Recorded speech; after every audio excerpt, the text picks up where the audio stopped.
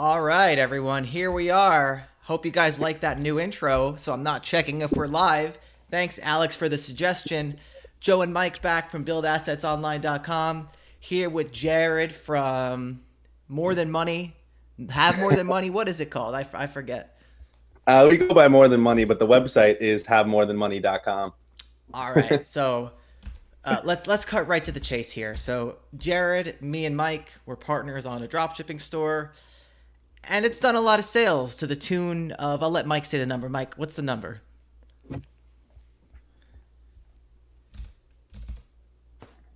Oh, Mike, no one can hear you. Your mic is off. Whoopsie doopsie. My mic was off. Are we good? Yeah, we're good. What's the number? Why don't you give it a try?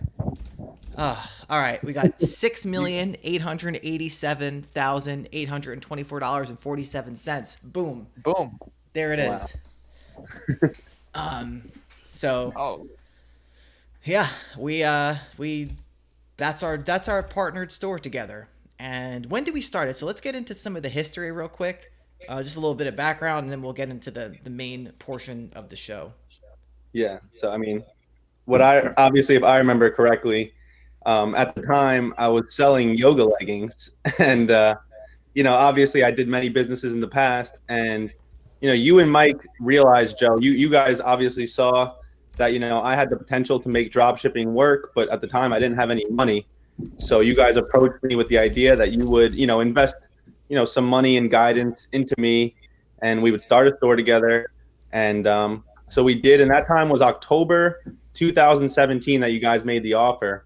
So I remember, obviously, I sold my yoga business right away for $800. I remember, Joe, you were like laughing that it was only an $800 sale of the whole store. And I remember Mike had to intervene. He was like, let the kid have his first win. And little did I know, like, what, the future was going to bring after that once we, started the high ticket dropshipping journey, which, like I said, was October 2017. Cool. By the way, I don't remember that, honestly. What did you say, Mike? I said, I don't remember that conversation, but it meant more to me than you. It's not bad, but, I think we talked about this on the last episode, but, in the beginning of your career, we like to, do a little something.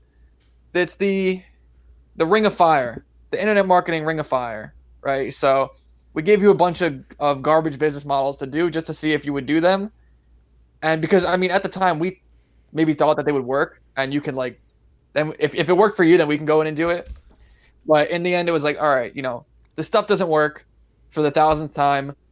And he's pushed this whole way. So let's give it a try. So I think that was 2018? End of 2018? Yeah. That was, like I said, end of 2017. And the reason I know that is because we started running the ads beginning of 2018. So actually, beginning of 2018. Actually, funny story, because I was talking about this today, was that we're actually, with this specific store, we've actually done 27 months of 6 figures in sales in a row. Like, we actually have some clients in the More Than Money community that have had success with low ticket. And what they say is that, you might make $20,000 profit one month, but then the next month, you spontaneous combust. With high ticket, we, like us three together, have now done 27 months of 6 figures plus in a row, which is, like I said, obviously not common for dropshipping stores. Yeah, I want to reveal the acronym now before we get into it because I think it's important. And by the way, Mike, you want to turn your volume a little bit because when Jared talks, it's definitely echoing. So let me unveil the acronym and we'll read it aloud for the podcast listeners. So I'll give Mike credit for this one. So this is Jared's name, Jared. So J, this is J. Join up with a mentor. A, act quickly and consistently. R, repeat what works. E, expect nothing less than success. And D, drown in money.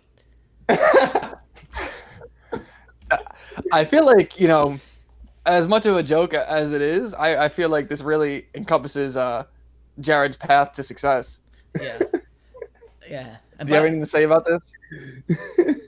You asking me? Yeah.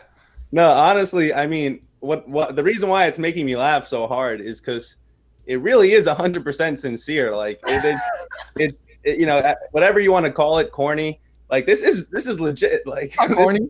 This is everything. You know, this is really like you can honestly sum up the path to success with these 5 letters right here. Maybe that was God's plan. That's why it's your name. Yeah. By the way, guys, Alex says in the chat, I don't know if he's just vouching for us, but he says, don't forget to like the video. The earlier, the better. It really helps with the algorithm. I appreciate that, Alex. And yeah, do that, please. If you're in the, because this is going to be the best episode ever. I can promise you that. So yeah, with this acronym in mind, Jared, when you first started, you know, the new store that we have together, what was your mindset going into it? Like what exactly were you telling yourself in your head every day, and how is it different from what you tell yourself today? Well, you know, the main difference, right, was when we started, you guys kind of made it seem normal that, you know, we would hit these big numbers. And at the time for me, I actually remember another funny story, Mike, was back like a few months before this, right? We were at our cousin's wedding. And I remember I was sitting next to you, and I remember my low ticket store was popping off. It did like $500 in sales on the month. And you were like, dude, I got to show you something. What you showed me was your high ticket store that was at 40K. And that right there opened my eyes. And then months later, when I partnered with you, what was going on through my mind was like, I kind of just wanted to make $1,000. I was obviously dead broke, you know, as broke as it really gets. And I just wanted to make anything, right? But you guys made it seem like it was normal, not even possible, but normal that we would hit $5,000 a month profit, $10,000 a month profit.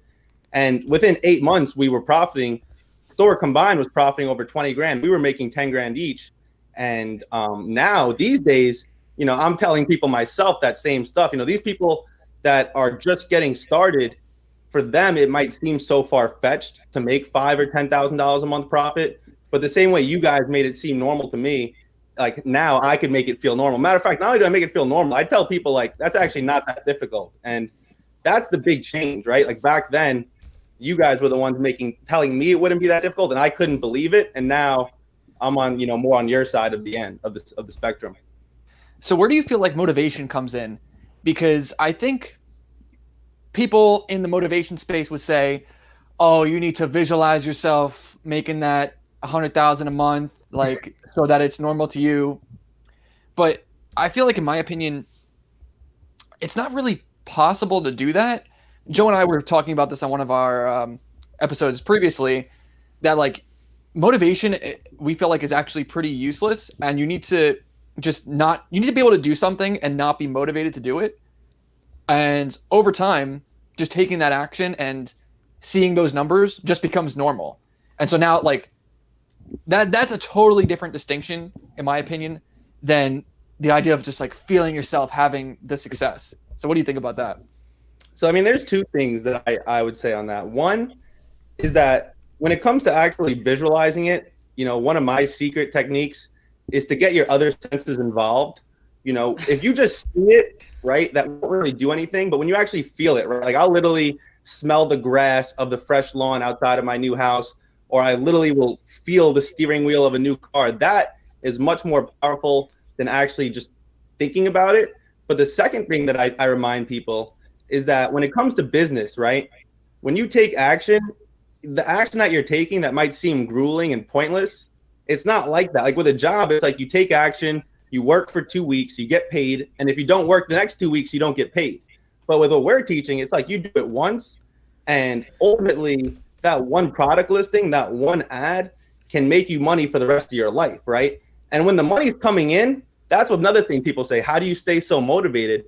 I don't stay motivated, right? It's just a responsibility. Like I might wake up and say, I don't want to put work in today, but that doesn't matter, because when you have hundreds of thousands of dollars worth of customers, it doesn't matter what you want to do. It's what you have to do. So you know what, Jared? Were you going to say something, Joe? Jared, you're becoming a real like Tony Robbins ass guru right in front of our eyes.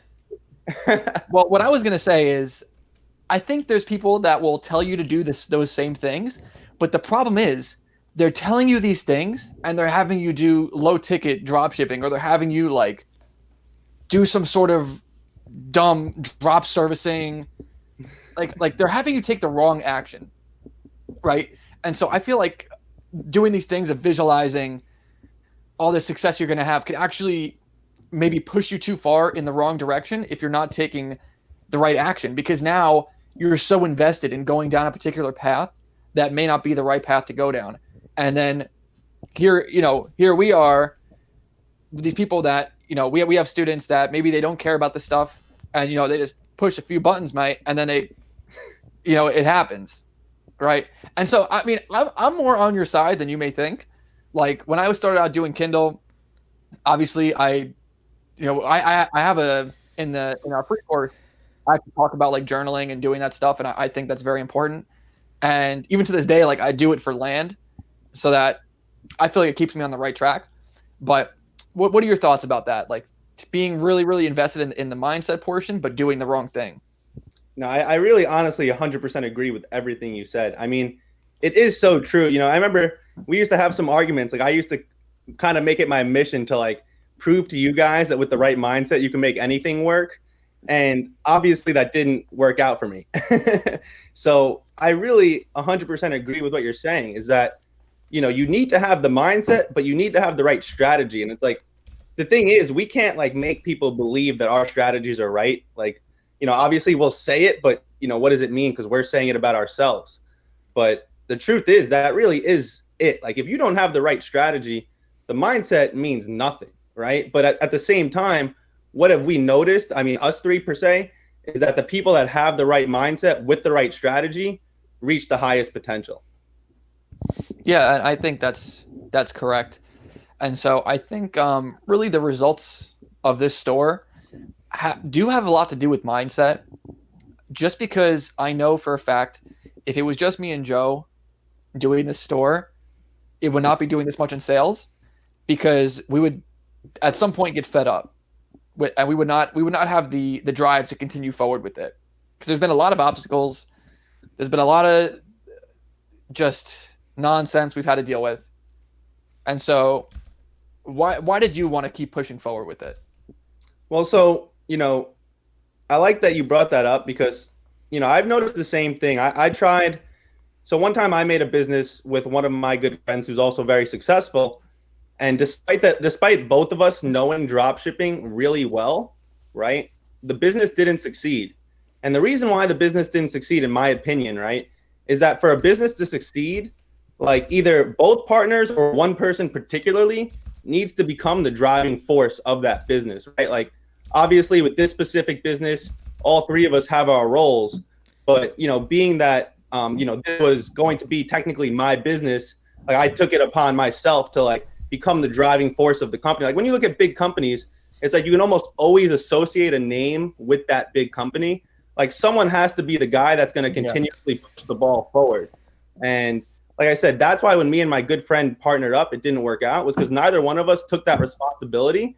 And that's the thing, is that it doesn't matter your skill set. Like you have to really commit to being the guy that's going to be a big part of the company's success. Like at this point, like I said, we all have our roles in the company, but like I'm willing to do what needs to be done to get this company to $10 million in sales, and then obviously in the future more. Yeah, I think you're right about that. And even Steve and Jill from Land Academy have talked about this, that like you can't have co-CEOs, because you need to have that one person that's just there and can make the decision. When it becomes a situation where you're deciding like, oh, who's going to do this, who's going to do that, then it's just, that's how things go stagnant. And we have a store, the three of us, that is like that, because it's kind of, we each have equal ownership in it, and then it just kind of sits there. And I mean, it does okay, but there's no driving force. And so you're very right about that. And even when me and Joe do stuff now, we don't really work together on a lot of stuff. It's, I have things that I'm the driving force for, and he has things that he's the driving force for. And one thing I want to say is that was predetermined from the beginning of this store, and that was very important. We basically determined that before we even got the store off the ground, before it was what it is today, we determined that we were going to fund everything, and you were going to be the driving force, at least in charge of the day in and day out stuff. Now, at first, of course, you were doing the day in and day out stuff. Now you more manage the people that do the day in and day out stuff. So I think I just want to say that establishing it early is very, very important if you want to have something grow to this level, and you are going to have partnerships on it. Yeah, I do agree. And I mean, at this point, I've been a part of 6 different stores growing to over 6 figures in sales. And for every single one of those, there really was, some sort of driving force. The only one that didn't have the driving force was the one that you were talking about, Mike, that the 3 of us own. And that's because we bought that store. And obviously we saw that the current owner, was not even doing anything close to the potential.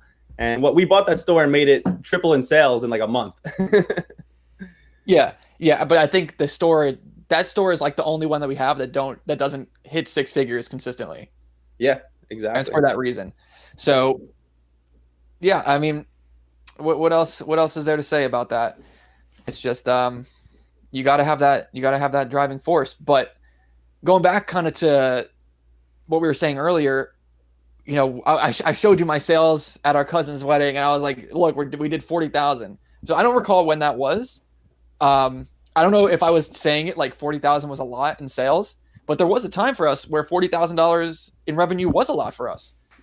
And at the time, there were not a lot of people doing what we were doing that were even hitting that much. And so it took us maybe a year, or between a year and 2 years, to finally have that first 6-figure month. And now, it became normal for us, and then it became normal for you. And now you have, people that you're partnered with, and it's normal for them. Yeah. So I actually, I look at your Instagram sometimes, and I think about that.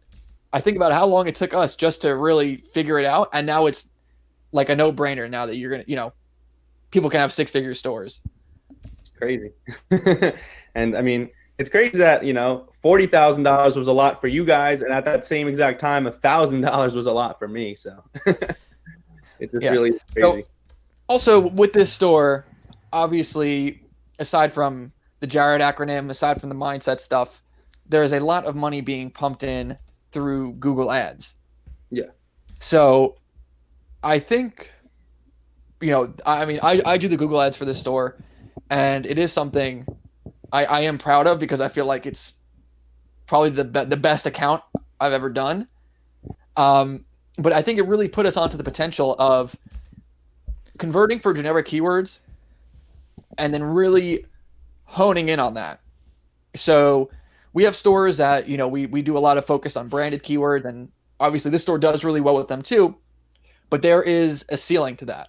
There's a ceiling to how much brand searches a particular company can get. But with generic searches, if you can convert on them, you happen to have products that for some reason in the market perform with these generic searches, it gives you a lot of potential, because for the number of branded searches that there are, there's probably 10 times or 100 times more unbranded searches. So if you can tap into that, that is how you go from, say, doing 300,000 a month to 600,000 a month. And we've started to see that here.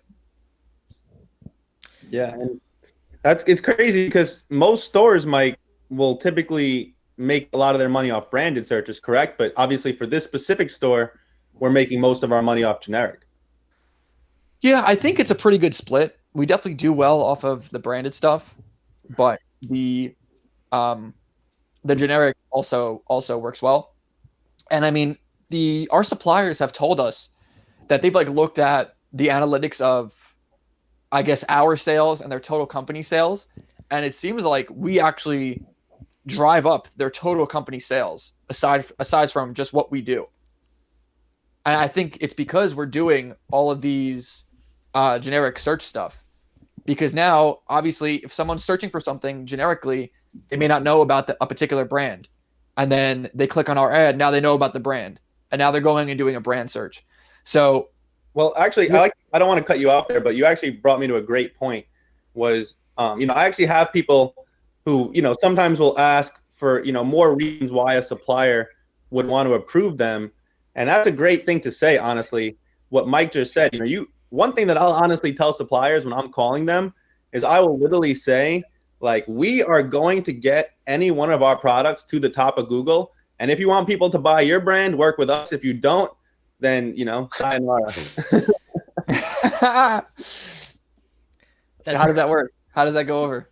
It works really well, honestly. Most of the time, if someone was saying no, they're going to pass you off to their boss. That's another thing. I don't just accept no's. Like, if the first person tells me no, I'll say, let me speak to your boss. And if they're the boss, then there's nothing else you can do. But, that's just the thing. Like, at the same time, I don't like to take no for an answer, but I'm also quick to move on. I don't waste time. Like, I have one of my good friends who's, obviously drop shipping, and he's been spending so much time over this one supplier that he can't get the margins right. And this is a very important concept, guys, if you want to understand how to get to the levels we've gotten, is that we don't waste time with suppliers who aren't going to, let's just say, respect us or give us the margins that we need. Like, for me, Mike, and Joe, I know at this point, like, if we close a deal with a supplier and we don't see the margins we need, we don't see map price that we can compete at, then we're just not even going to waste time. Yeah, that is very important, because we have students in our elite fleet talking about this as well. They'll kind of bring up these issues that they're having, and should they add on these shipping costs, or like doing all these things to kind of cope with it. And even one of your friends, who's a mentoring student of ours, has this issue, and I just tell them, if this is causing you this much of a headache, if it's not clean and it requires doing all this complex stuff with shipping and raising prices above map, then just move on. There's so many suppliers out there. And that's the reason why we tell people to make stores in a specific way.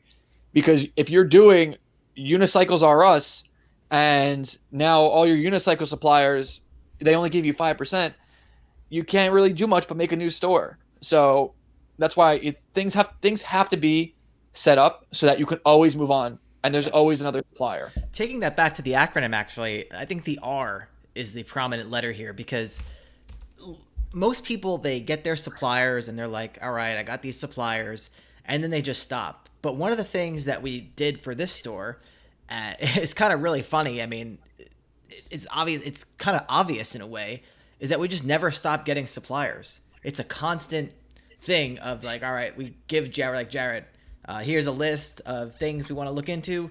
Go call these suppliers. Jared calls the suppliers. He gives them his little pitch there that he just gave you guys. Tells them, we're gonna grow your company. They say, all right, let's go. And then we list them. If we sell them, we keep them. If it's good margins and everything, we hang on and keep going. If not, we move on. And that's it. But we have some suppliers that I don't want to make it seem like if a supplier isn't super ideal, then we just we kick them to the curb. Because we have suppliers for this store in particular as well that the margins maybe aren't that great. There's like tax issues. And so what do? I'm not going to go balls to the wall with the Google ads. You just put it low and steady so that if a sale comes through, it's definitely profitable. And then it is what it is. You have to accept the logical position of that supplier in your store. Yeah. Not every supplier can be that $500,000 a month supplier. 100% agreed. And that really is another point that if you're going to grow a store to this length, it's very pointless to look at the Google ads from a holistic perspective. You need to dive into each supplier individually and look at how much you've spent on that supplier and how much that supplier has made you. I mean, obviously, Mike, we've gone through that data together on phone calls, or I've gone through it before, and then we would hop on a call after. But knowing that data is what will allow you to spend. Right now, this specific store spends $1,200 every single day, and pretty much brings back $3,000 to $4,000 in profit every single day. And that's why I say there's no better investment than Google ads or advertisements in general, because I personally don't know anything else on the planet where you can literally just have $1,200 spent for you on autopilot without having to think about it, and literally bring back, like I said, $3,000 to $4,000 every single day. But like I said, the way to get to that point is to look at each supplier individually then look at how much that supplier's made you and then scale that supplier individually. Because we have a supplier on this store where the margins aren't great. They're not even close to what we shoot for, which typically what we would shoot for would be 20 to 30%. We have a supplier that's literally giving us like 5-10% best, but they're still profitable, which is why we still run the ads to them. I like to call it petty cash. Well, one thing I want to talk about is, obviously the store makes a lot of sales, makes a lot of profit, but this particular store actually has a good amount of overhead. And I want to talk about that because one of the things I have on the agenda today was the ups and downs of having such a big store. And when you're doing volume like this, the customer interactions increase with the amount of sales that you get. So we have a lot of customer interactions. Not everything is always pretty all the time. There's stock issues, back orders, especially with the new normal things. Things that kind of need to be handled. And we have a pretty large team for this store overseas, pretty much. So tell us a little bit about like how the team is structured and all that. Yeah. So, it's funny because we didn't need a team until COVID, right? So funny was that back in December, when obviously we went to Vegas, this specific store only did $130,000 that month. We only had 2 employees and everything was fine. I mean, not only was everything fine, but like I wanted more business. I'm sure Mike remembers me crying all the time. Was that a bad month? 130,000 for this store was a terrible month. And because this store, that wasn't normal at the time for the store to be doing that much. It was doing more. It was doing 300,000 last summer. So when we were doing 130, obviously, this store, high ticket products in general, they kind of go against the grain in the sense where high ticket isn't really the best for Q4, in my opinion, at least. I don't know if you guys have your own opinion on that, but in December we were slow compared to the summer, and we only had 2 employees. And then what happened was when COVID obviously struck, our sales quadrupled. The suppliers ran out of inventory and it became this whole mess. We only had 2 employees, but then what happened was one of them got COVID and the other one literally got overwhelmed and just turned her back on us. So, we were driving at the time, like probably $800-900 worth of traffic on top of the sales we already had. And both of our employees were MIA. I was alone. I remember we were till this day, we get well over 100 calls a day. I think at this point we're getting like 150 calls a day. But at the time we were getting around 100 calls a day and I was literally alone, bugging out, panicking. Obviously the chargebacks started coming in because we literally just couldn't keep up with the demand of calls, emails, chats. It was physically impossible. And that's when we realized, we can try to grow this company by, doing it all ourselves, but that would be kind of like counterintuitive. Instead, what we did is we hired employees. What did we hire? Like, I think 6 employees in like a 2-week span. And this was back in, I want to say April or May, maybe even June. Now we have 9 employees running the store.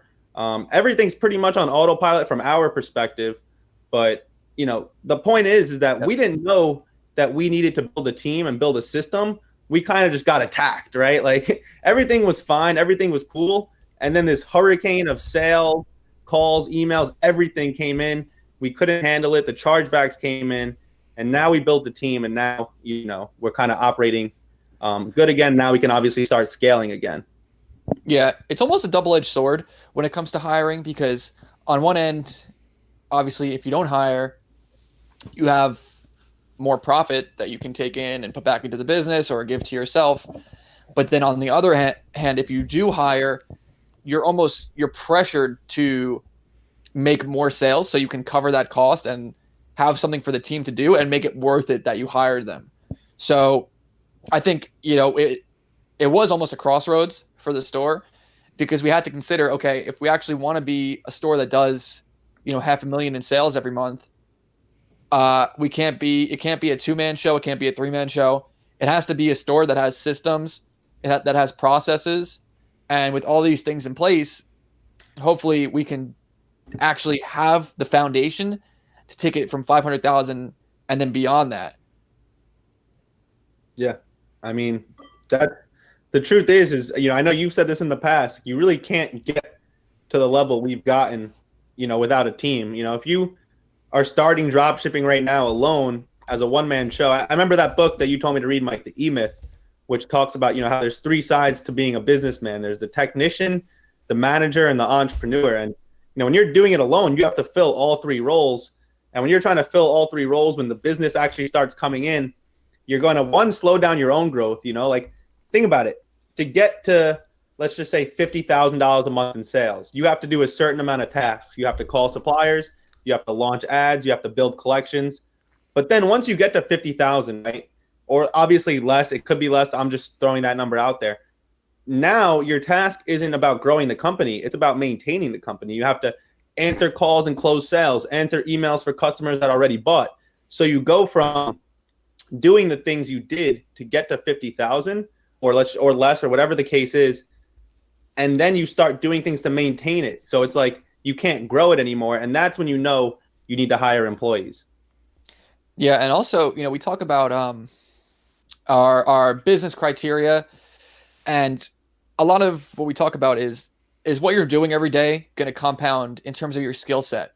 So the tasks you're working on every day, if you do them for a year, if you do them for 2 years, is it going to allow you to make more money quicker or improve your business in an exponential way? And doing customer service is not a skill set that you can do that for, because there's only so much customer service that you can do as a person.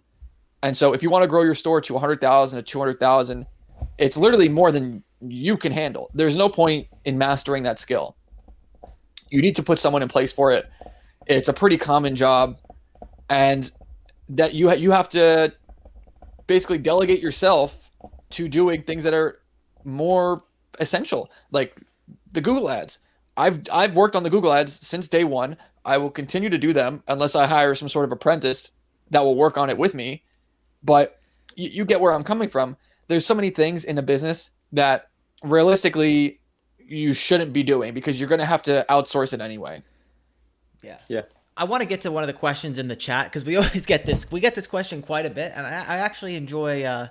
Answering it, and we're probably gonna have a lot of first-time viewers on this video based on the numbers. So he actually retracted his first message, but Mike Paul asks something in the tune to like, why do you guys, if you guys are doing so well with your dropshipping course, with your dropshipping stores, why do you sell a course? Like, it makes no sense. And then he writes, yeah, but they still spend so much time on their mentorships, courses, and free content while making hundreds of thousands of dollars. I just don't get it. I'd love for you to clarify for me. No hate, but I was saying that I'm unable to rationalize why you guys would do these mentorships and courses and put more time into it when you can expand your store and build more stores.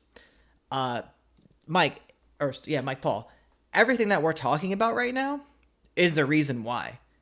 Having one of these stores is not like an easy thing to do by any means. Like, if we want to grow our store portfolio to like beyond where it is now, like that takes a ton of work.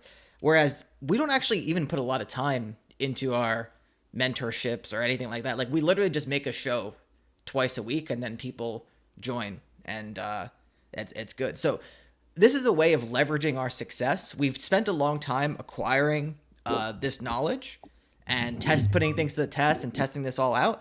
And this is something, actually, you say we're putting a lot of work into it. This is something that actually requires very little work, but you need a lot of knowledge to do successfully, in my opinion, or at least the way we want to do it. We're just basically like taking our knowledge, spreading it, and when people buy our stuff, we get paid for it.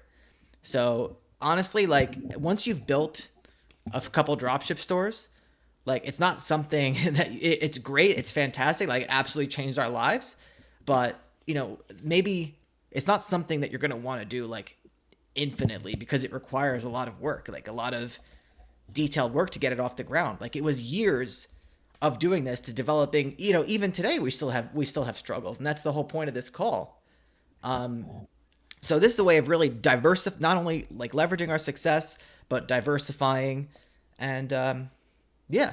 And Alex says, I think the end game is trying to build a community of like-minded entrepreneurs and partner with them, and they will have to answer in their own words. And yes, we actually do that. That's another thing that we do as well. So when we have successful students, we form partnerships with them. We have one now that's going extremely well. We have a partnership on a content site that's going extremely well, where we just collect checks. That's it. Yeah.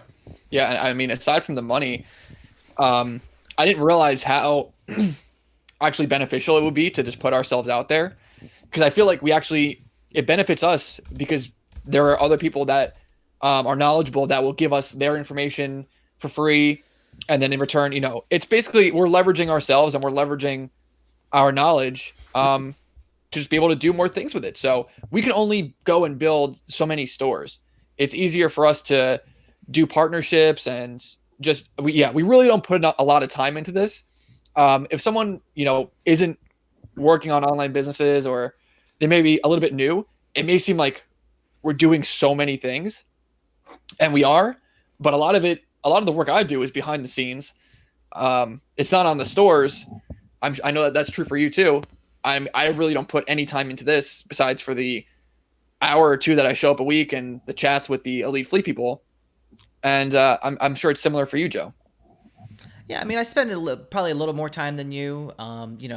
Actually running the YouTube channel, the thumbnails, kind of getting everything set up. But yeah, it's really So if you compare what we put into this, the time and effort we put in, compared to all the things that get done on our behalf, on our content sites, on our stores, on everything that we do, all the other ways we earn money, this is just like such a small fraction of what's going on. Like, yeah, it really is. I think that, what a lot of people don't even realize too is like, the results that we get are mostly for things that we've done in the past, not what we're doing right now. And what people don't realize is like, I'm posting sales screenshots on my Instagram all the time, but like that doesn't require work. Like those screenshots are coming from things I've done months and even years ago, suppliers that I've closed years ago that are still making sales till this day. We closed one supplier back in, I think it was February of 2018. And since then, I think we've profited over $300,000 with that one supplier. Like that one 30-minute phone call has led to us making $400,000. And I'm sure we'll make hundreds of thousands of more just from that one phone call to close that one supplier at that one moment. So, when people think that, we're spending so much time that, like you said, we could have been used for drop shipping. The truth is, like, I don't think any of us really want to be spending any more time drop shipping. Like, we built our businesses, and at this point, like, I'm in the same boat as you guys. Like, I'm looking for people to partner with and invest in rather than give my time. I'd rather just give my money to someone I believe in. And as it worked for you guys, it's honestly worked for me. As long as it's the right person, then there's no reason why it wouldn't work out. And Mike Paul, if you grab our free course, buildassetsonline.com/playbook, you'll see our investment strategy. Like, dropshipping is we recommend people start dropshipping because it's the fastest way to generate a profitable cash flow online. But we invest that profit into other things that are like more passive, more easier to build, higher valuations. So our dropshipping stores are great, and we're continuing to grow them. But starting a new store from scratch, it's like we can't just snap our fingers and do that. Like, we can grow our stores now by doing things like SEO, increasing ad spend, hiring some more people, making them more efficient. But like, we can't just be like, all right, we're going to set up a new store and like, that's it. You know what I'm saying? We could, but it's not the best use of our time anymore. No, absolutely not. I think also this question, they can't understand how doing something like this is a win-win.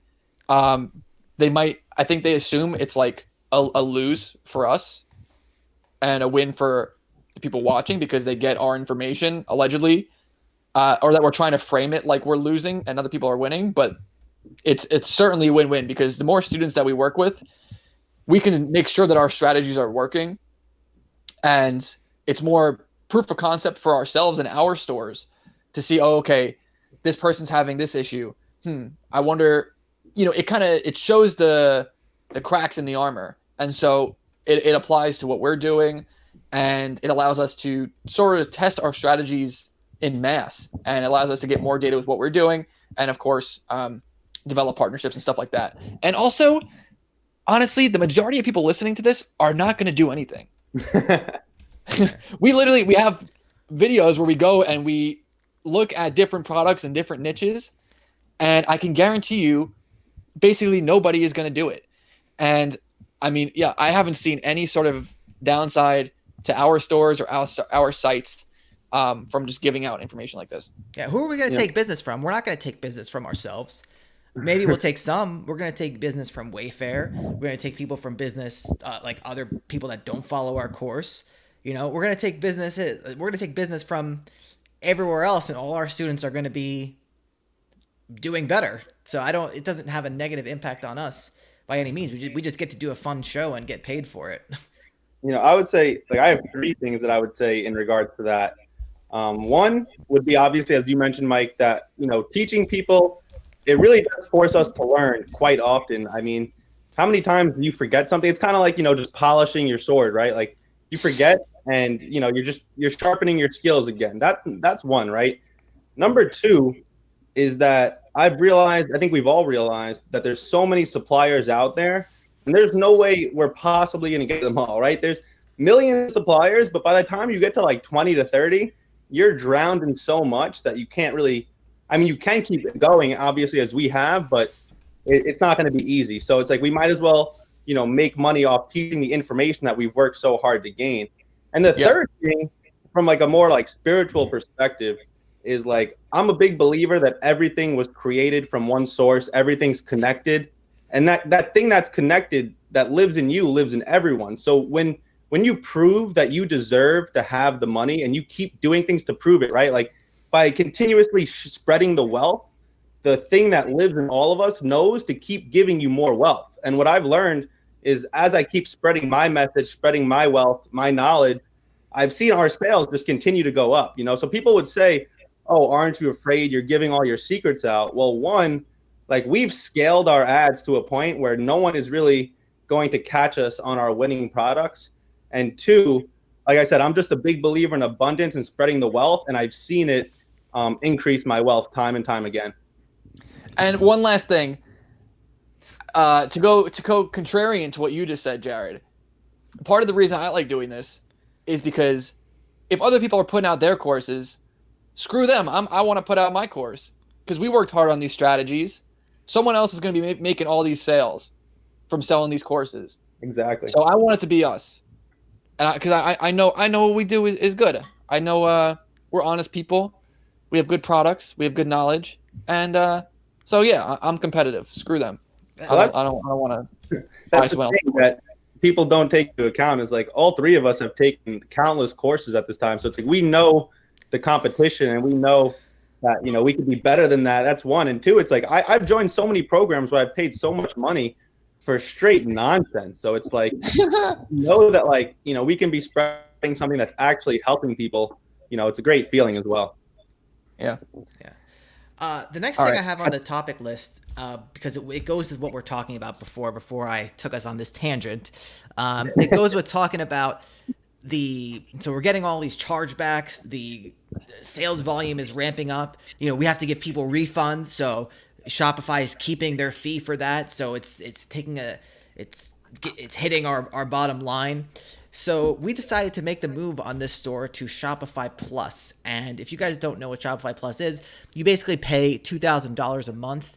And how much less transaction fees do you get? It goes down to 2.1% if you use Shopify payments, right? 2.15 instead of 2.4. Right. And also, if you use a third-party transactor, it goes from 0.5% to 0.15%. So, and there's also another benefit that you have longer to capture the payment if certain credit cards are used. Correct? Yeah. So I think you can. I haven't fully got to the end result of that, but I think you can get into a beta program where you can authorize like a Visa for 30 days. Mm-hmm. MasterCard, same thing. Jared just dropped. Hopefully he'll come back. Yeah. And then Discover and Amex are like 7 days or 10 days. So it basically gave us a longer authorization window to he's back. Basically gave us a longer authorization window to hold a payment before we have to capture it, and if we refund it, then we'll lose the fees. If you authorize a payment and then you void it, there's no transaction fee, there's no issue. But on top of that, if you're getting in all these transactions like we are, hundreds of thousands a month, I think, you can't possibly manually capture all that. So Shopify Plus actually gives you access to what's called like flows.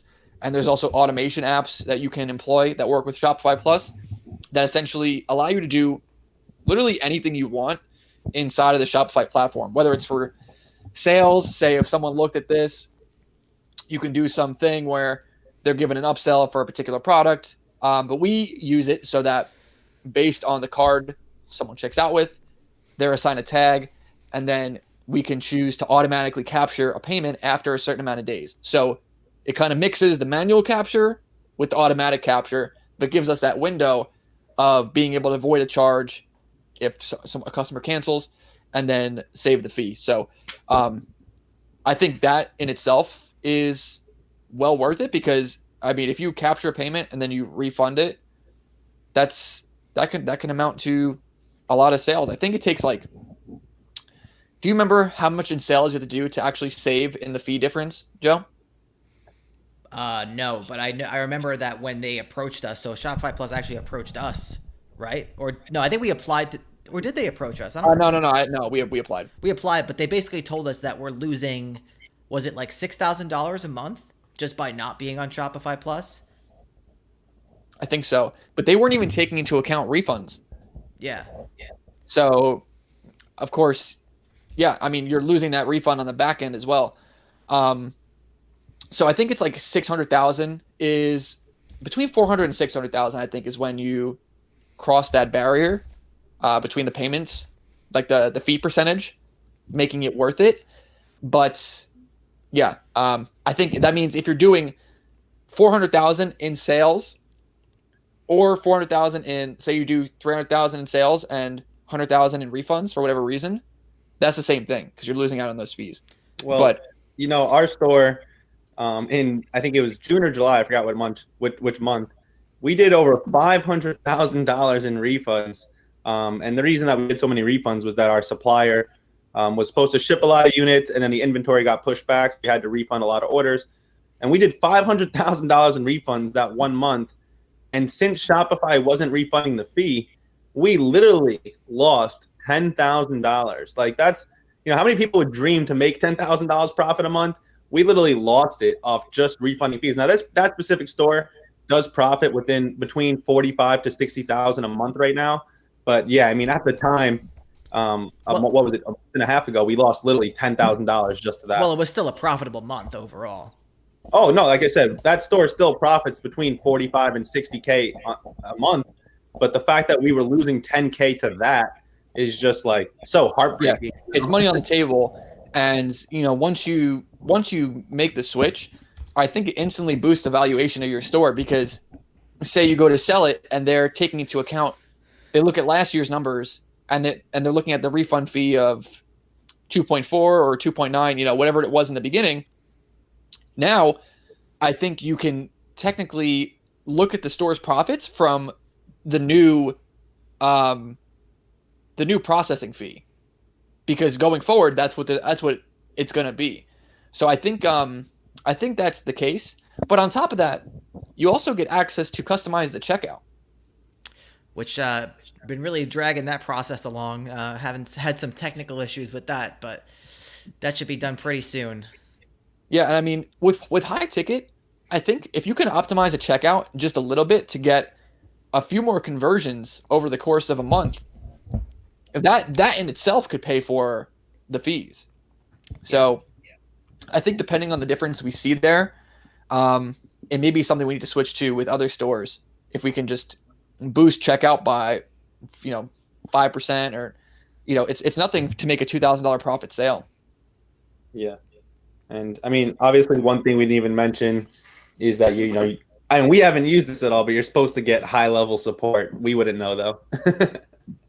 Yeah, don't. I mean, I don't listen to that corporate googly goop, whatever corporate fluff is the word that I've heard you guys say. And I have a fear sometimes that this show is becoming corporate fluff when we do these PowerPoints and.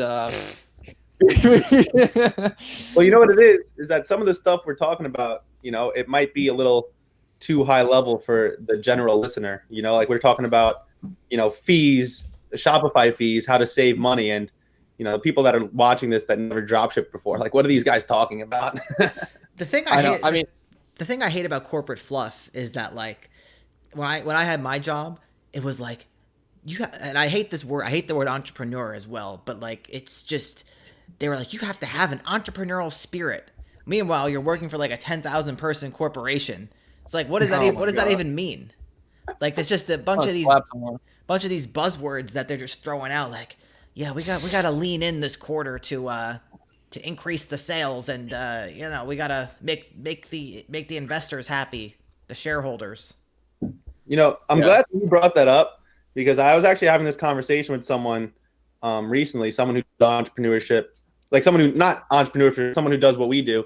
And he took entrepreneurship in college. I forgot what school he went to, but all they taught was literally how to be a corporate, like you called it, like that fake stuff. Like that was the entrepreneurship they teach in college. And the thing is that, like, I used to have this debate, like should schools be pushing people to become business owners like us? And when I was in college, learning e-commerce from you guys, because I was learning e-commerce and I was in college at the same time. So I was able to like compare, the e-commerce academy and, the Nebraska Academy. And here's what happened was that the kids that took business majors, because I wasn't even a business major, didn't even know a fraction of what I knew about business, because they never started any businesses at all. And what I realized is that it's honestly a good thing that colleges don't teach the stuff we're doing. And there's a few reasons. One, the masses aren't meant to be people like us. The masses, like, think about it like from a war perspective, right? It's like you need one general and 99 soldiers. So it's like the mass population does not need to be all drop shippers, right? We need doctors, we need everything. Everyone wants to be a drop shipper. That's first of all. Second of all, is just like, now that I'm done with school, I don't need to worry about it again. Let them keep teaching everyone else that stuff. Let it be less competition for us. And last but not least is just like I said, let the people let them work. Like, if you need to think outside the box to become a successful business owner, like we have, like, you need to really think outside the box. And I think that's the hardest thing for anyone to do, is to think outside the box. So that's why, it's not, like, doing this stuff is not all Lamborghinis and, meditating with $10,000 in your hand. It's, it has challenges like everything else. And it's not for everyone. And that's totally fine. If you want to be a doctor, if you want to be a garbage man, we need all these things. And so there's nothing wrong with not resonating with this and not doing it. But to go to college for entrepreneurship is particularly hilarious, because that's like you're spending $20,000 a year at least before you even do anything. Like, that's like you've already failed step one of entrepreneurship. It's kind of like an oxymoron, and I don't want to get too political on the show, but I guess the way I look at it is, it's kind of, Jared, you're like, yeah, keep doing it, but it's kind of like a shame. Like, really, it's like you're almost setting people up for failure the way that they're doing it, and that's a bad thing for everyone. So I really don't like that it's evolved into, like, you go to like a college program for entrepreneurship, or a college program for like business, where you really learn zero like practical things. Like, I don't think that's good. I don't know how we've gotten to this point, but we should really stay on topic, because there was one more thing I wanted to say before we switch the topic. Is just like, it's kind of crazy that people will spend 40 to 100K in 4 years to learn how to make money, but they'll hear, $1,000 for a course and 6 to 12 months and snark or make it seem like, they're being scammed. It's like, $1,000 and 6 to 12 months to see results is nothing compared to $100,000 in 4 years. You know what? I think what it is like, back in the day, I guess in the early days of this, there's like, even like the infomercials, like, do real estate or do this and make $1,000 tomorrow. And I think that's really the wrong frame to have, because that's what like this space is almost piggybacking off of is these idea of like get rich quick schemes and stuff like that. And when people think about college, they're willing to invest, money they absolutely don't have and they may never have for their entire lives, because it's looked at as something that will lay the foundation for them having a successful life and their kids having a successful life. And I think what we do, this online business stuff, we should try and frame it towards that, because it's a much cheaper alternative and it does have that sort of implication if you can stay consistent with it and do it for 4 years like you would do a college. And it's not going to cost you $300,000. It's going to cost you a couple thousand, and you could spend more if you want. You can spend less, but it's just about putting in the time and having that expectation that if you do it for a long enough period of time, it will provide for you and future generations. Yeah, I don't like how college is seen, especially in the state it is at now, as seen as like the safe thing to do, when in reality that's the farthest thing from the truth. Yeah, it's just the thing that's great about this, and I guess you starting a business, especially in today, I think people think in today's world that opportunities are shrinking, and in many ways they are. There's no doubt about that. But I think the thing about online business now is that it's basically unlimited. Like if you have to get a job, there's literally one rigid, strict path that you can follow to do things. There's a limited number of places you can apply to. There's a limited number of slots that are opened. But this is like limitless. It's only bound by your own skills and your own creativity. Yeah. I mean, we can start, 100 niche sites tomorrow. If you go get a job as, a packaging engineer, or you go to college for that, you have to get a job as a packaging engineer. And then you got to get an entry level job at that. And then you got to work your way up to junior, and then work your way up to senior, whatever. But you have to follow that career path for the rest of your life. And with this, you're free to learn new skills, see what you gravitate towards. And there's a lot of opportunity right now. So I guess let's steer back on track. What was the other points you wanted to go over, Joe? Well, we talked about the team, but I wanted Jared's to give the people kind of a little bit of insight as to how they're managed. So like the day-to-day on this store, Jared, what does it look like in terms of what's happening? Like how is everyone communicating? Stuff like that. And what's being said? How often are you being contacted? Yeah. I mean, this is a funny topic because, our team has gotten to a point where like we have a group chat with me and Mike, and that group chat has, I think, 11 total people, but they actually made their own group chat without Mike and I. It's kind of like they like don't want, it's like they have like a certain level of like, I guess, priority for certain tasks, and they try not to get the bosses involved unless they need to. So, how it's managed, right? So obviously when the whole tornado of sales and chargebacks and emails happened, what we were left with was, no employees, thousands of unread emails, hundreds of missed calls, etc. So the first few things we started doing was we started developing systems. We put automatic text messages to customers that, we missed calls for. That was a big factor. We changed the shipping time on the product pages. We put filters for the emails. This was huge because now any email that has the word refund, chargeback, risk, anything like that goes to a filter so it can't be missed. And all these three thinking systems became a huge difference. I know I'm going to get to managing the team soon, but I just wanted to mention the systems we put in place first. I know I'm giving these people way too many secrets right now, but so yeah, we put these systems in place, and then what we did is we hired employees, obviously. So now at this point we have someone who's full-time just on live chats. We have 3 people that are full-time just on emails. We have now 4 total people that are full-time just on calls, and 1 person that is half calls and half, order processor. So at this point, we have like a kind of like a whole system in place where the team literally knows to communicate. Matter of fact, we literally created our own corporate structure where we gave our employees sales numbers to hit for certain bonuses. And it got to the point where certain employees were literally stealing emails from other employees to try to close sales. And it's like you would never think when you're starting a dropshipping store, 3 cousins, that they would actually turn into this level of people literally fighting over sales for bonuses. But yeah, so at this point we have this whole system where they communicate. I honestly get involved. Like I'll look through it. So I'm more of like, at this point I just manage, right? I'll make sure the calls are being answered. I'll make sure the chats are being answered. I'll make sure the emails are being answered. And if I see something that, isn't kosher, then I'll have to start yelling at some people. But other than that, it really has become a hands-off business for us. I don't know if you guys saw, Ty Lopez. He just bought all of these struggling companies to take them online.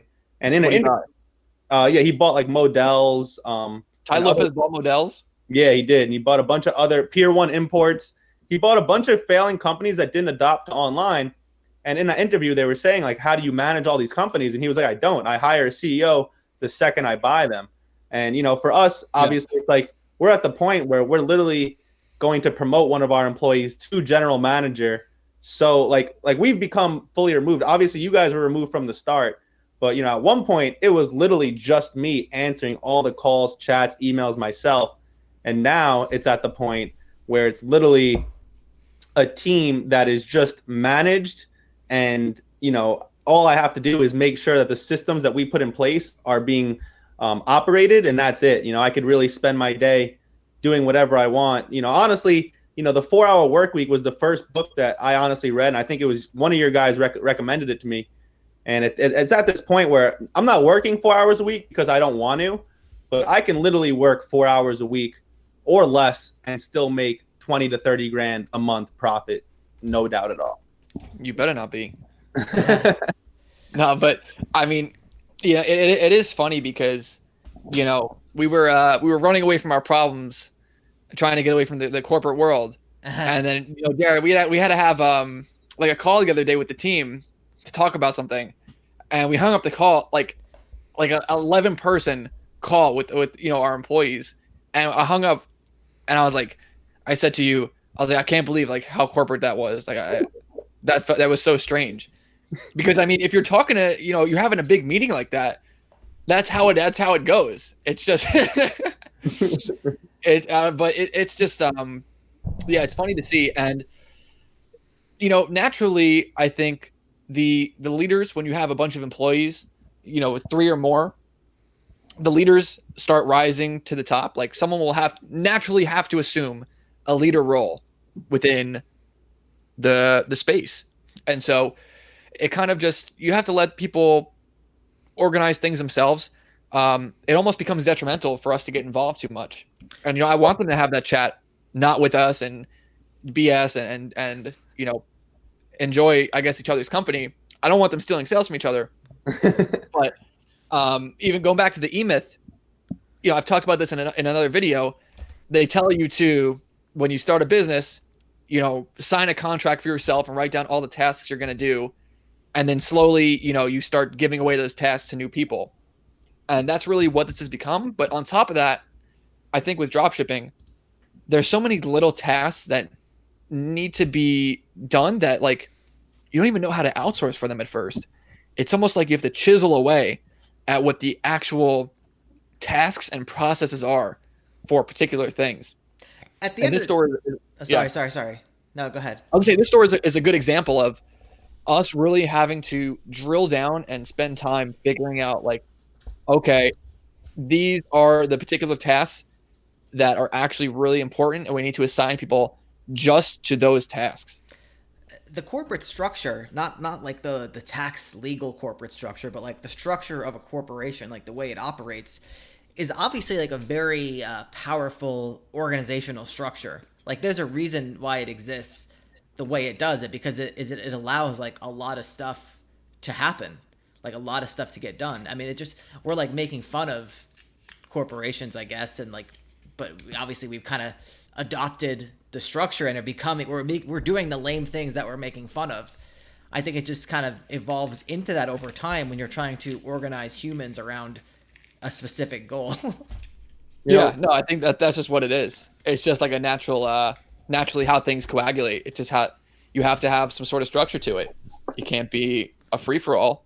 And it naturally happens. But that honestly brings an important point. Well, what you said earlier about how the top employees rise to the, to the cream of the crop is that, if you're someone who's literally on the verge where they just might need their first employee to help with customer service, it's very important that you don't jump the gun. Mike and I will interview 5-6 people when we're looking to hire at least. Like, I know a lot of people that have honestly jumped the gun, and it really almost always comes back to bite them. I'm not going to say that we don't love all our employees, but there's even a few that we know that we jumped the gun on, and we honestly hired them just because we were so desperate. But, it really is detrimental that you actually interview 5-6 people when you're hiring your first employee, because you'll interview one person and it doesn't mean anything because you don't have a standard, right? Like, when you interview 5 to 10 people, then you can kind of develop a standard. But when you interview one person, that really, like, even if you love them right away, you still should interview more because there might be someone better. I would say it's very important when you're looking to hire your first employee, don't jump the gun. Yeah, you have to judge them in context to other employees, and you can't be just like hiring a person for live chat, hiring a person for calls. In the beginning, there's not enough stuff for that.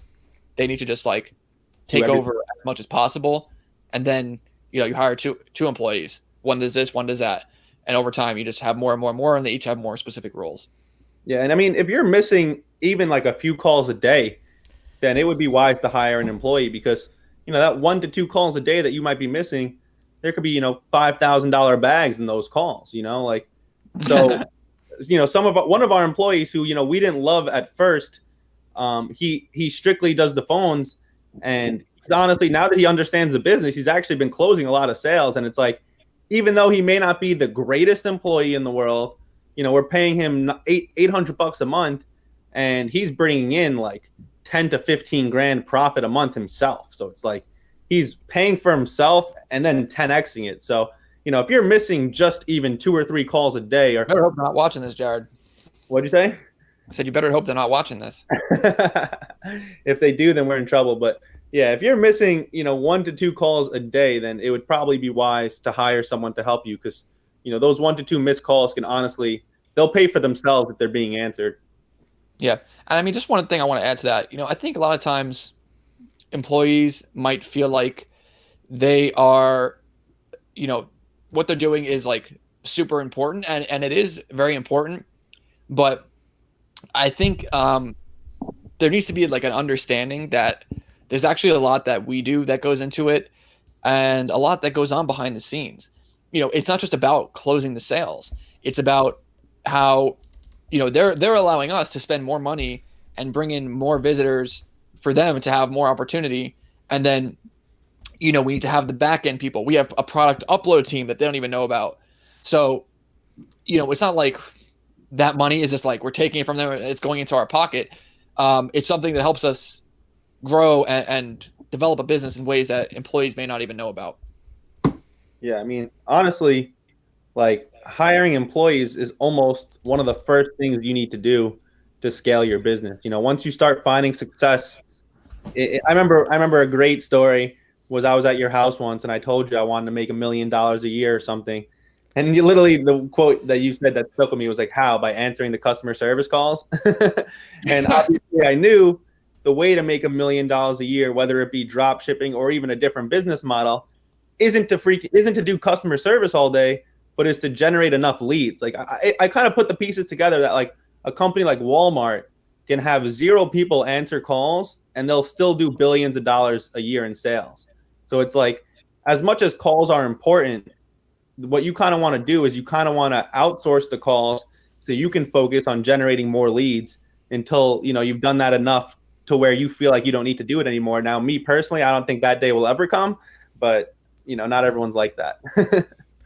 Yeah. And I get, just to come full circle with it, even sometimes with the right motivation, the right mindset, even answering sales calls is not the right action to get you to where you want to be.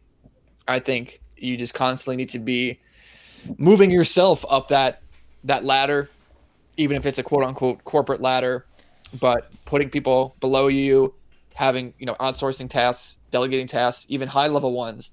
And that's kind of where we're at now, with this store and a lot of other things that we're working on, is getting ourselves to an even higher role in all of this, where we put in high level people that can manage and have real, real managerial type job positions. Yeah. So one thing I want to talk about, Jared, and I mean this might be a conversation that we were going to have offline, but I guess let's just have it now. And by the way, guys, there's a lot of chats we have to go through. So we're gonna get through them all at the end. So if you want to leave any questions for all of us, you can type that into the chat, and we'll get to it. But so the next thing I want to talk about, because we're really getting beyond the hour now, is plans for the future. So we got plans for this store and plans beyond. Now I got to admit, Jared, I was a little disappointed when I came at you with the proposal a few months ago when we were gonna build niche sites. So it was kind of like the reverse situation. It was like, you're gonna give us money, we're gonna build niche sites with the money, and you're gonna collect passive income. I was kind of disappointed when that didn't come to fruition, because I thought that was a good arrangement. But so let's talk about the plans for this store, and kind of what we're going to be doing, or what you're going to be doing beyond this store. So, I mean, obviously, I guess the plans for this store at this point, I don't know if warehousing is anything in the near future. I don't know if it's anything we're even interested in. But, obviously continuously scaling, continuously hiring new employees, and continuously growing to new suppliers. Once you find success, once you making some money, I think it's important to just stay consistent, right? Like, I don't think we need to close 20 new suppliers a month, because I think that would be counterproductive. Mike, obviously it wouldn't help the ads to launch 24 suppliers at once. So I think once you're running ads and making money, I think a good thing is to stay consistent, but only close really 2 to 4 new suppliers a month. And when I say close, I don't just mean get a yes on the phone. I mean close them, list them, and launch them. I have a lot of people that'll tell me, "Oh yeah, I closed this." There's an acronym in there. Yeah, and then months later, nothing's listed or launched. Like, that doesn't mean anything.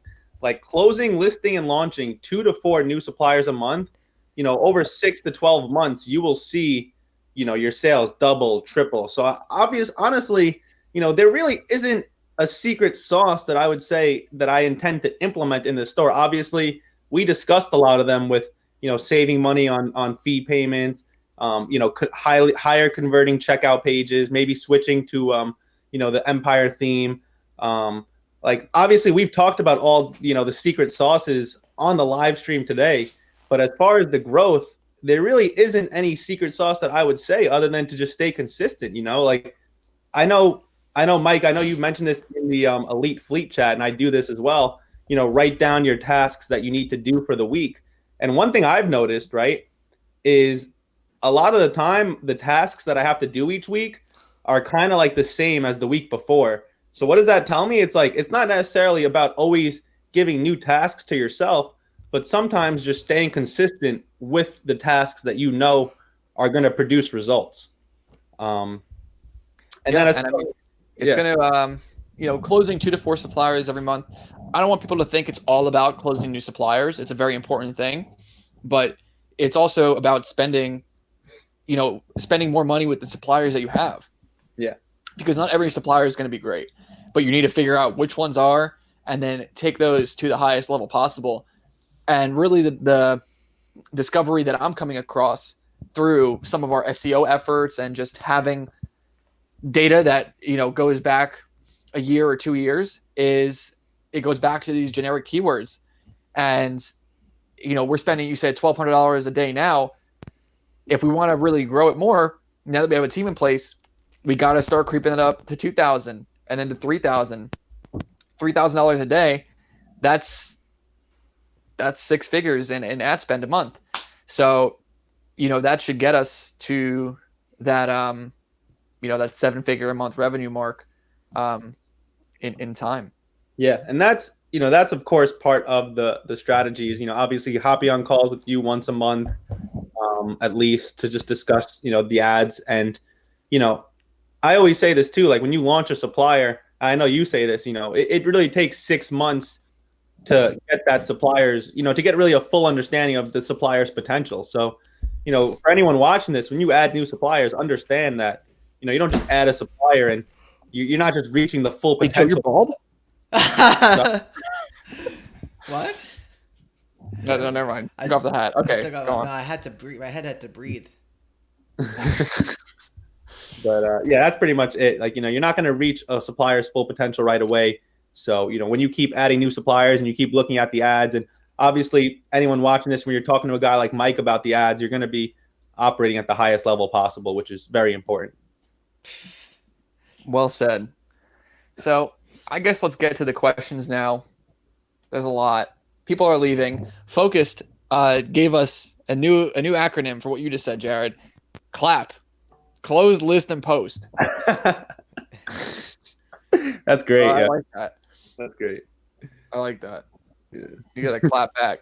All right. So are we gonna start from the top?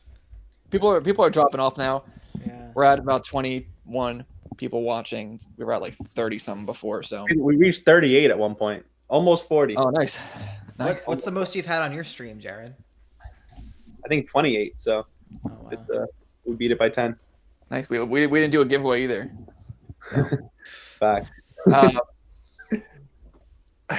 So someone said, Paul L said, Mike, did you just run 100 miles?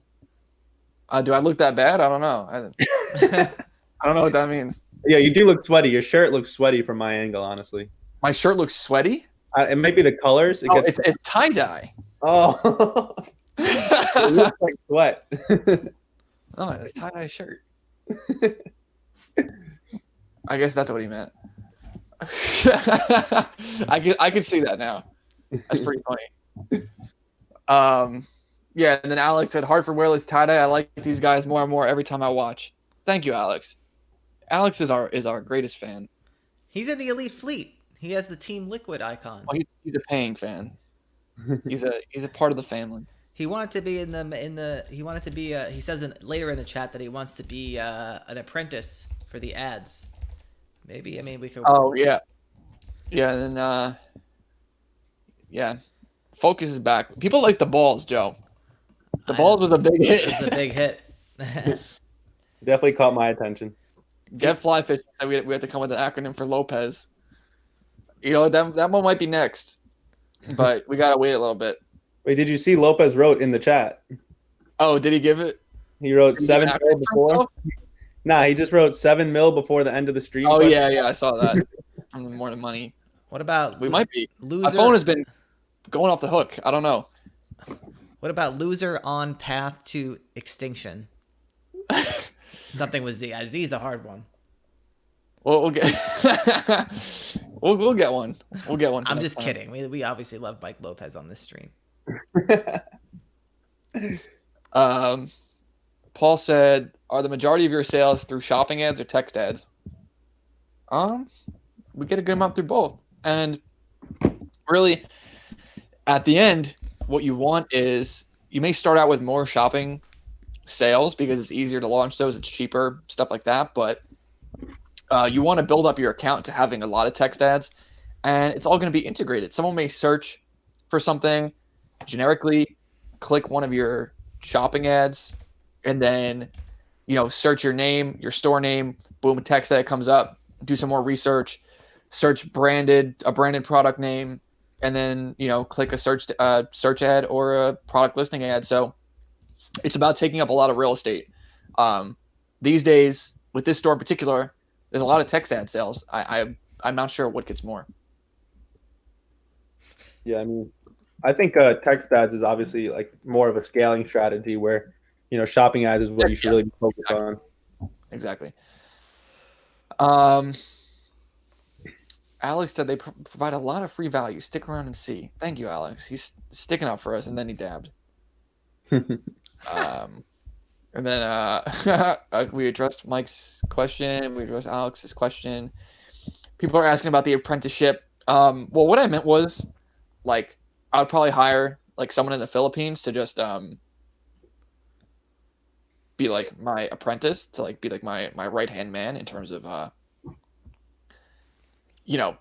instead of me having to go and do like make a text ad, I can just tell them what I want them to make. So I don't think you want that job. But you know what? I've thought about doing some sort of like ads boot camp in the elite fleet, and we've talked about that, Joe. But maybe that might come soon. Just some more hands-on ad stuff, almost like an apprenticeship. So be on the lookout for that. Tom Hunter said, between dropship margin, ad spend, chargebacks, labor costs, 300K revenue isn't the profit. It's smaller. These guys sold 300K websites, which means it was probably making 10K a month. Yeah, I don't know what that was referring to, but well, look at the next message. We're not making millions a month in profit.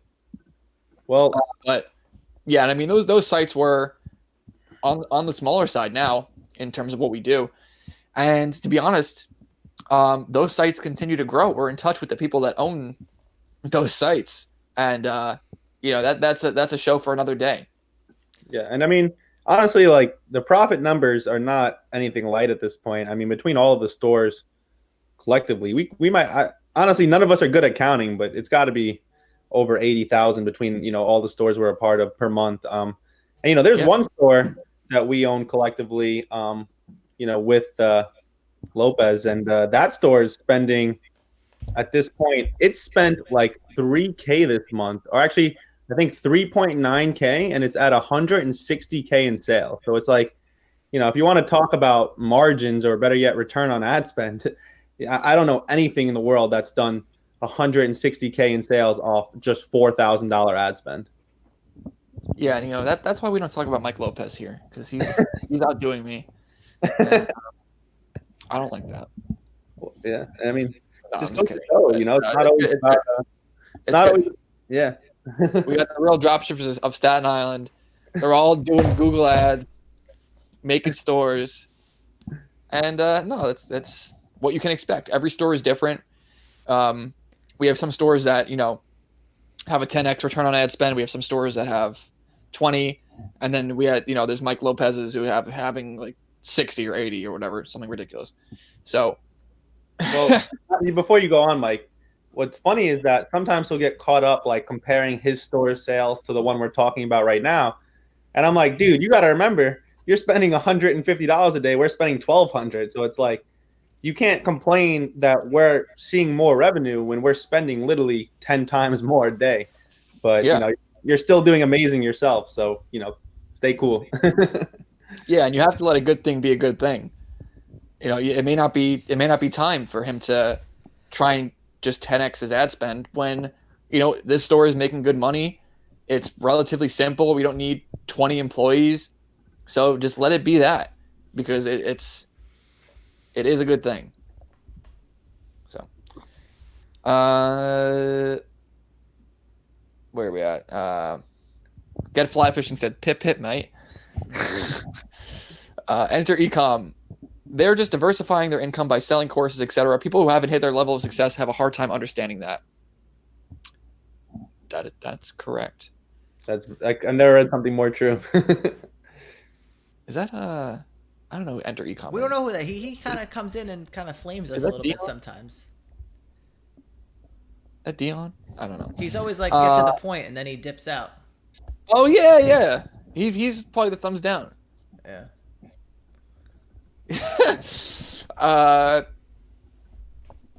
Yeah. Well said, Jared. I think the ideal is reach as much of passive income as possible. Desar, our boy Dash, said drowned in That's money. The D acronym. The D also stands for Desar and Dishonor. Mike Paul said, thanks for your reply, 100. I finished your free playbook course, and it's really good, but $1,500 is too expensive for me, and I've lost a lot on courses that don't deliver on what they promise. Yeah, I mean, it is what it is. It's like a bad breakup, man. You'll get over it, and then you'll be ready for the real 1,500. Yeah, it's funny when people say that, right? It really is the same. Like, it's like saying you're never going to date again because your last girlfriend was terrible. Yeah.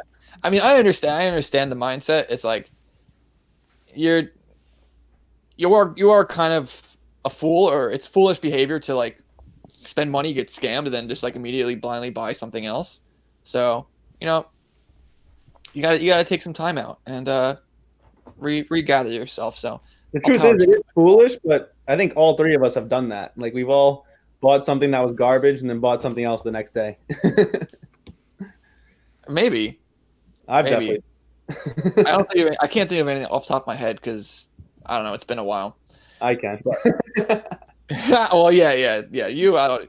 That's a different story. That's a different video. Jared's wasted more money in courses than probably any one of our students, anyone who watches this channel, any one of our students. Because he gets a jabroni and he buys like 7K mentorships. So that's lesson number one for buying YouTube automation.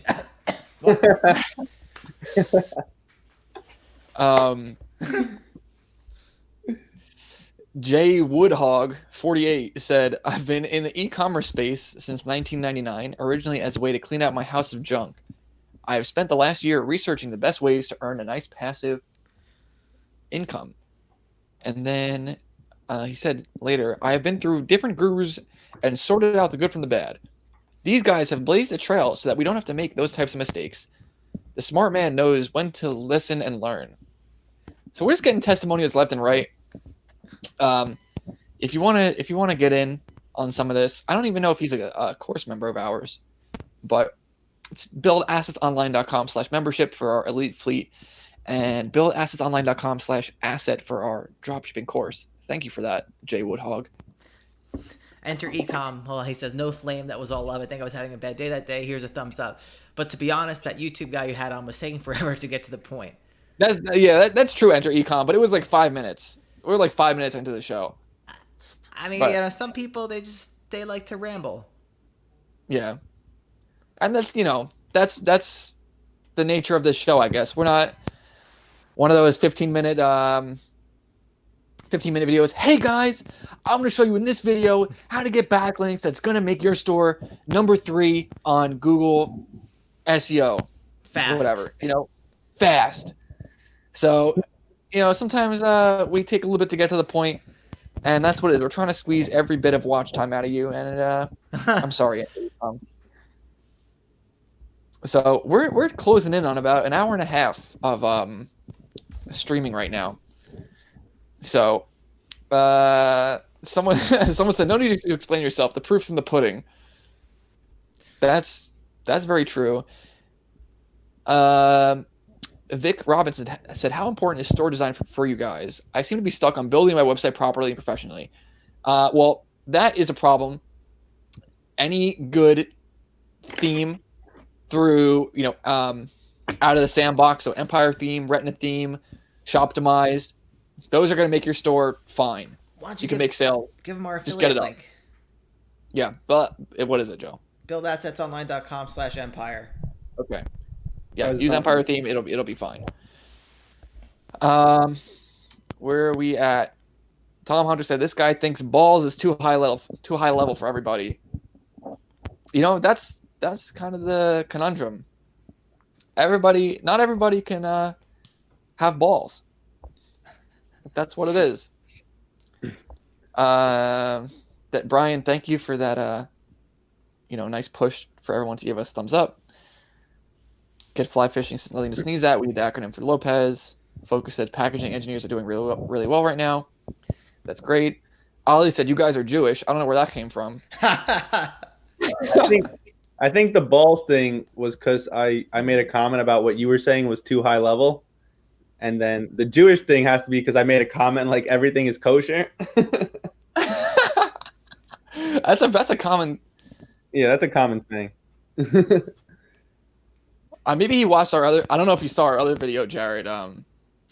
We were basically like I was putting stars next to things like for our online business criteria, and I put a Jewish star for something, and there was I don't know. So that might have brought it up.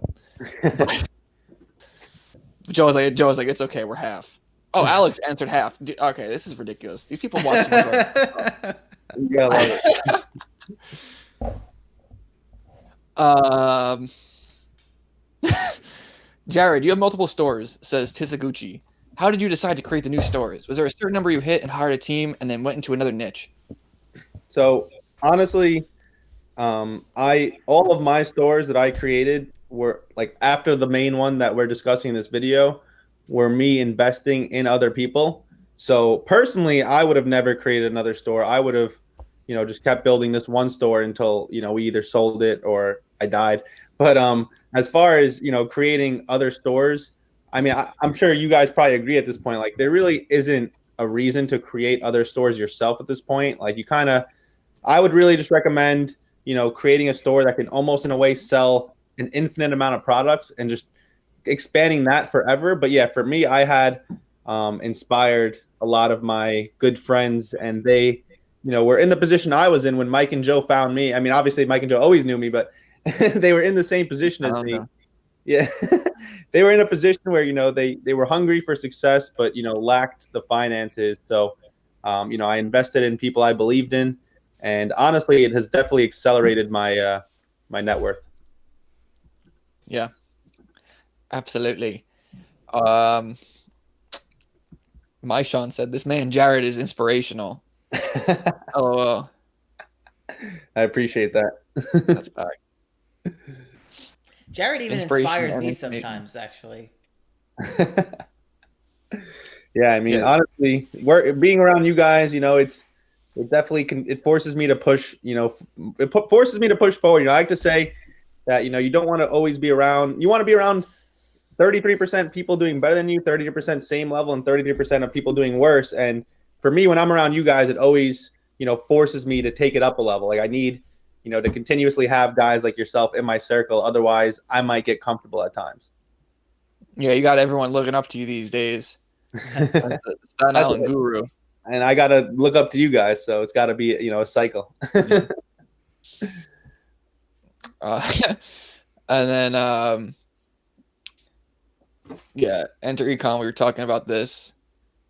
Jay Woodhawk said, successful people have a story to tell before getting to the lesson. Take notice. Everyone is at a different level of expertise in e-commerce. You still need to put it in the work in addition to listening to the coursework. Yeah, absolutely. I mean, watching a course isn't going to determine your success. It's really the action you take and the continuing education you do. And so we try to create an environment that is the foundation and the continuing education. And so it's those who are willing to continually educate themselves that will get to that PhD level. Yeah. All right. So, boom. That's it. Where can they find you, Jared? HaveMoreThanMoney.com, or better yet, follow me on Instagram at ecomjared. I'm always posting my results so you guys can see it. I post a lot of, I guess you can say, inspirational stuff as well. But yeah, I mean, if you guys want to see how dropshipping is working for me every single day, I'm always posting my results. So yeah, I mean, me, Mike, Joe, we're not guys that, did one good month of sales and live off that. No, we literally do sales every single day. I think we did like $5,000 in sales throughout the course of this live stream.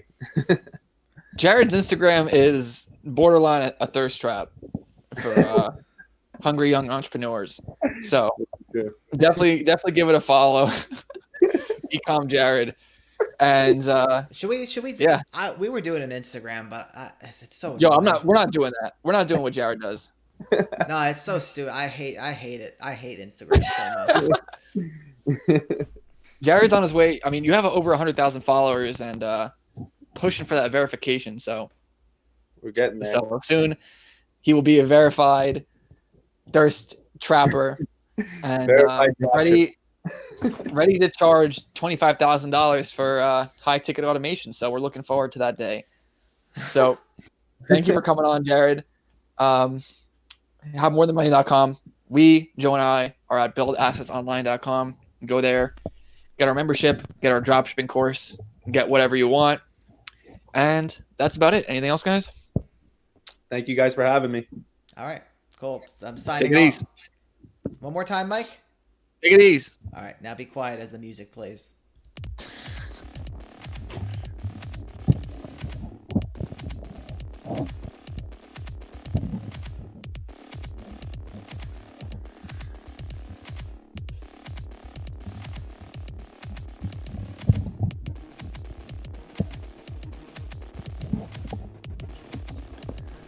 Oh, my own.